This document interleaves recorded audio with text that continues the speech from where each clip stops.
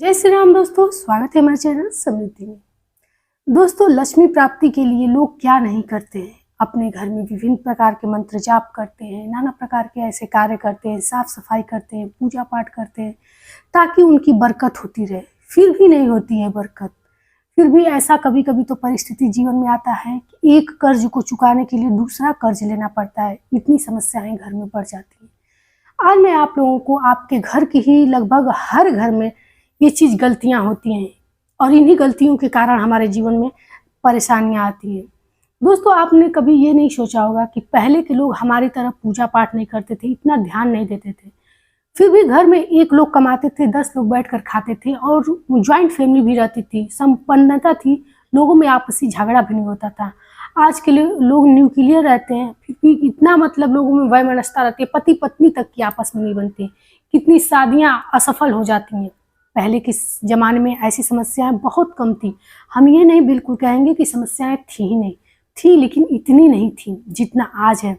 जबकि पहले के लोगों को इतनी जानकारी भी नहीं थी, जितना हम लोग शास्त्रों से या यूट्यूब द्वारा या ज्ञान लेते हैं उतनी जानकारी नहीं थी। लेकिन क्या होता है दोस्तों, कि सबसे चीज़ बड़ी बात होती है कि नियमों पर चलना, आपको जितनी भी जानकारी है उस नियम का पालन करना। और यही हम अपने जीवन में नहीं अपनाते हैं और नाना प्रकार से बेचैन रहते हैं, एक से एक मणि धारण करते हैं, पूजा पाठ करते हैं, मंत्र जाप करते हैं। कि अपना पहले के लोगों को इतना समय भी नहीं था, वो तो अपना सारा समय घर में कूटने पीसने या घर के इतने गृहस्थी के कार्य होते थे कि उसी में समय देते थे। हम लोग जैसा समय कहाँ था कि पूजा पाठ में इतना ध्यान दें।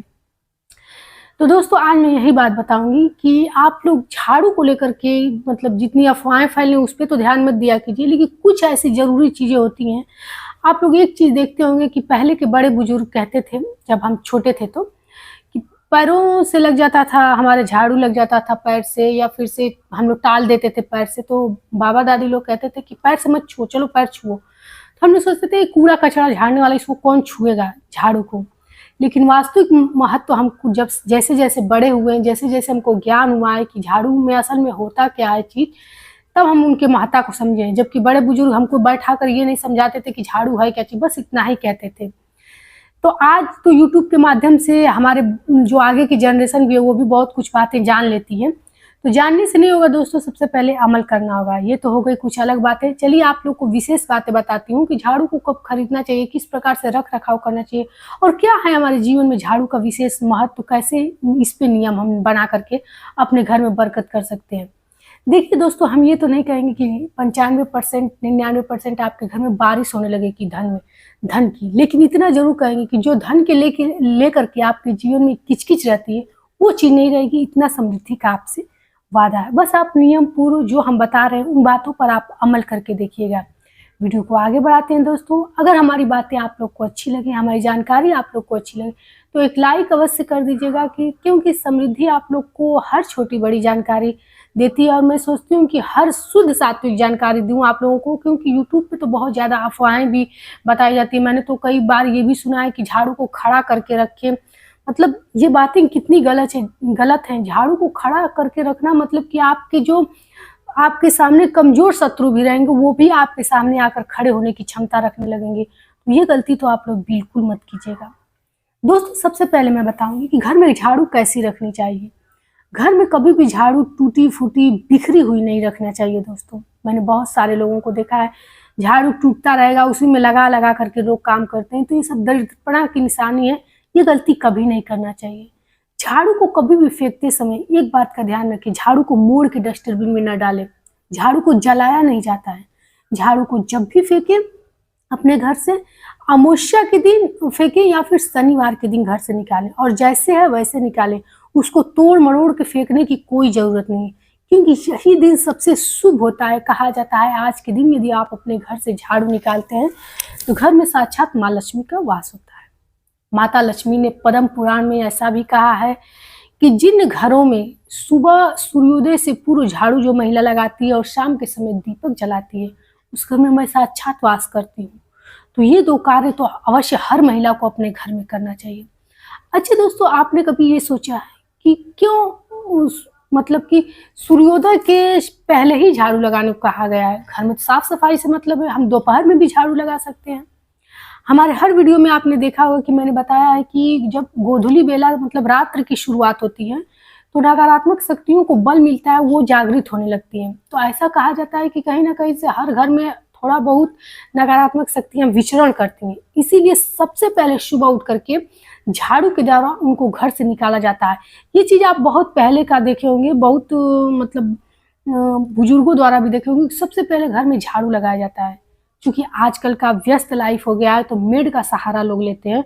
अब मेड दोपहर में आएगी, दोपहर में झाड़ू लगाएगी, तो झाड़ू लगाए, पोछा लगाए, लेकिन आप लोग कुछ स्थानों की सफाई आप लोग सुबह सवेरे जरूर कीजिएगा। देखिए दोस्तों, मेरे बातों पर आपको यदि विश्वास नहीं हो तो आप खुद अपने जीवन में इस चीज को उतार कर देख सकते हैं, इसका प्रभाव देख सकते हैं। ये कोई तंत्र मंत्र जादू टोटका नहीं है कि आपको तुरंत आज लगाएंगे तुरंत कल प्रभाव हो जाएगा, लेकिन इतना जरूर गारंटी के साथ कहूंगी कि आप इसको कुछ दिन कीजिए। यदि जीवन अच्छा जीना है तो कर्म तो हमें करना ही पड़ेगा, बिना कर्म किए तो किसी को कुछ नहीं मिलता है।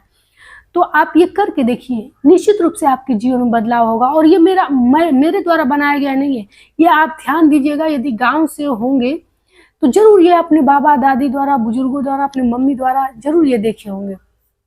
दूसरी चीज, कभी भी झाड़ू आप लोग खरीदें कृष्ण पक्ष में खरीदें, और किसी दिन खरीद लीजिएगा, लेकिन रविवार और मंगलवार के दिन भूल कर भी झाड़ू नहीं खरीदा जाता है।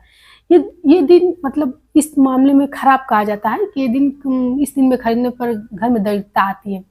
और किसी भी दिन आप नया झाड़ू को यूज भी कर सकते हैं। हाँ, झाड़ू को कभी भी घर में जब लाइए तो उस पर हल्दी गंगा जल का छिड़काव करके माता लक्ष्मी का ध्यान अवश्य कीजिए। ओम लक्ष्मी नमः भी कह सकते हैं, माता लक्ष्मी का नाम भी सिर्फ ले सकते हैं, और गणेश जी का स्मरण करते हुए घर में झाड़ू लाना चाहिए।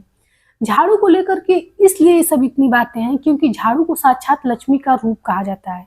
शीतला माता के मंदिर में कभी जाइएगा या शीतला माता का प्रतिमा आप लोग देखिएगा, उनके एक हाथ में हमेशा झाड़ू रहता है। हम लोग दीपावली के धनतेरस पे झाड़ू लाते हैं, दीपावली के दिन उनकी पूजा करते हैं, क्योंकि झाड़ू हमारे घर की नकारात्मक चीज़ों को बाहर निकालती हैं। और झाड़ू जिस घर में अच्छे से रखा रहता है, मतलब कि टूटा फूटा नहीं रहता है, वास्तविक उनके घर में साक्षात माँ लक्ष्मी का रूप होता है। और झाड़ू हम हमेशा कहते हैं कि शनिवार के दिन घर की महिला को ही झाड़ू लगाना चाहिए, चाहे कितने भी आपके घर नौकर चाकर हो, इतनी होती है झाड़ू में शक्ति। दोस्तों, झाड़ू को कभी भी दरवाजे के पीछे नहीं रखना चाहिए, झाड़ू को कभी अपने बेड के नीचे नहीं रखना चाहिए, झाड़ू को हमेशा छुपा कर रखना चाहिए। और खड़ा झाड़ू कभी भी घर में नहीं रखना चाहिए, सदा खराब ही माना जाता है। घर की जो बड़ी बुजुर्ग महिला रहती है उनको हमेशा घर के जो ब्रह्म स्थान में, अब कहाँ घर में आंगन होता है, लेकिन उसी महिला को घर के मतलब बीचों बीच में झाड़ू लगाना चाहिए। कहा जाता है इससे घर में जितने भी लोगों का होता है उनके जीवन में बदलाव आता है। घर की सबसे बड़ी बुजुर्ग महिला, जैसे मान लीजिए आपकी सासू माँ हो या आपकी मम्मी हो, जिनके ऊपर पूरा परिवार निर्भर रहता है। अब निर्भर नहीं कि पुरुष कमा रहे हैं, तो मतलब महिला से संबंधित मैं बात करूँ, ऐसा यदि महिला करती तो उस घर में बाल बच्चे पति सबका भाग्य मतलब चमकता है। ये आप लोग कार्य कीजिए। कभी भी बच्चों के बेड के नीचे झाड़ू नहीं रखना चाहिए। झाड़ू इसलिए छुपा कर रखा जाता है कि ये एक प्रकार का धन कहा जाता है। मैं हमेशा अपने वीडियो में बताती हूँ कि धन दौलत को हमेशा छुपा कर रखना चाहिए, उसी प्रकार झाड़ू को भी छुपा कर रखना चाहिए।